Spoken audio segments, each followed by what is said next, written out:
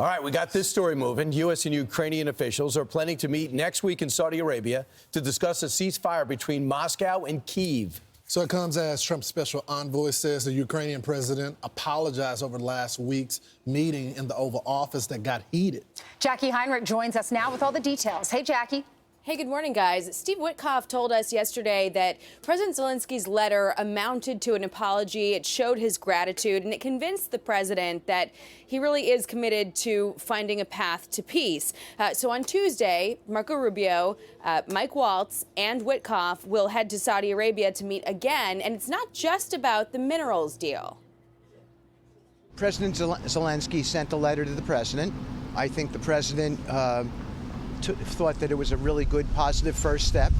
We're now in discussions to coordinate a meeting with the Ukrainians in Riyadh or even potentially Jeddah. I think the idea is to get down a framework for a peace agreement and an initial ceasefire as well.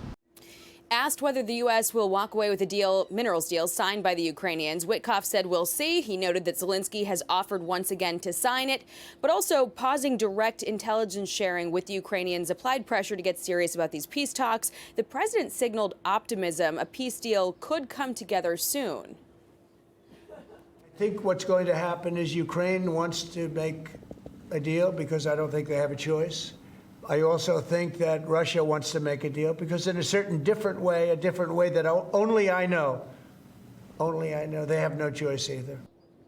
Separately, the White House shut down reports the administration will swiftly revoke the legal status of 240,000 Ukrainian refugees as part of a broader plan to remove 1.8 million migrants former President Biden let in under temporary protected status.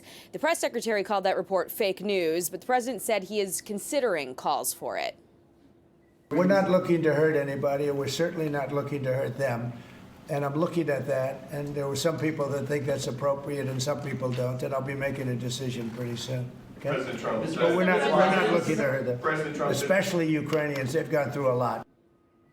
Meantime, the president did not provide a timeline for when Hamas must release all of the remaining hostages or be obliterated, potentially in a U.S.-Israeli joint military action. That was the suggestion that Steve Witkoff made yesterday, guys. So, Jacqui, was the apology to the president through a phone call? They're not talking about the letter, right? From what we understand, the president took that letter to be an apology. Okay. Zelensky, as you know, didn't say the word "I'm sorry," but he said it was regrettable. They have not said, though, whether there was any contact behind the scenes, maybe a call. We've all been wondering if that happened. Yeah. We know that there was some outreach from the Ukrainian side at the lower level delegation, Treasury Secretary level to their economic minister, but not aware of any calls directly between Zelensky and the president since then. Yeah. So, Jacqui, do we know the Russian delegation that'll be going? We know the Ukrainians will not be there, right? It'll just be Russia, correct? On Tuesday? In No, Saudi Arabia.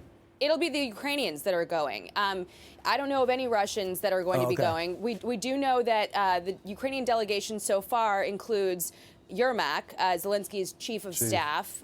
There are also a few other names that we're aware of off the record. What's not clear is if Zelensky himself is going to be going. I've seen some reports suggesting that. We have not heard that ourselves from the Ukrainians, and we're in pretty good contact to be able to understand what's coming together here. And that would be kind of significant if he showed up because it's not obviously a leader-to-leader meeting, but as we've seen, Zelensky's been making the rounds, talking to anyone he can in the last couple of weeks, so it wouldn't surprise me either. Jacqui, we were talking yesterday. Zelensky posted in the letter, he said, it's regrettable that the meeting went down the way it did in the Oval Office. And we were all saying, is that an apology? And we said, we'll take it. That sounds like an apology. Yeah. So for Steve Witkoff to say he did apologize is an indication, since he works for Trump, that President Trump accepts that as an apology. Yeah, and the president seems to be, giving him some grace there because it didn't include the word "I'm sorry," but it moved the president. No leader would really say that, probably. Maybe not in a public letter. We wondered if it might happen in a phone call. Right. Yeah. But, the president obviously heard what he needed to hear to convince him that Ukraine does want to talk seriously about peace. And that was really the biggest motivator here. It was less about, his ego or needing to hear an apology than just not being convinced that Ukraine was serious about talking peace and actually putting pen to paper and starting to hash out what peace would begin to look like. And Zelensky made a lot of bigger efforts to do that. So it did move the president enough, it seems. Right. It's not stopping the Ukrainian drone strikes, which makes me hope that we unfreeze the weapons and unfreeze intelligence if we really got to that place. Yeah. Jacqui, thanks so much.